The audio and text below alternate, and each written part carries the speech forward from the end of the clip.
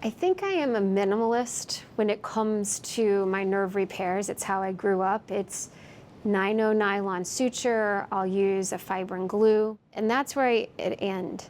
However, when I started using the Amnion product, I felt when their patients had a very painful disposition that it calmed them down.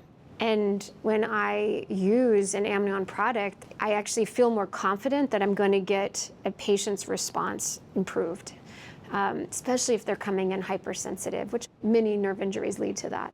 In my practice, I think a good use for Amnion is in their revision surgeries, especially in the carpal tunnel where the patients are hypersensitive. And to be able to provide a barrier over the nerve, that is where I think Amnion has a nice role.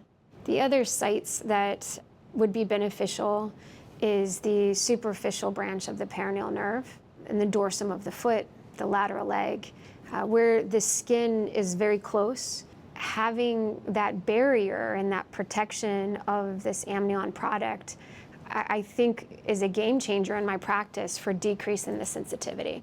I'm excited to see how it's going to help the overall sensitivity that can come from nerves and nerve repairs, and to provide one more level of let me do the right thing for the patient the first time.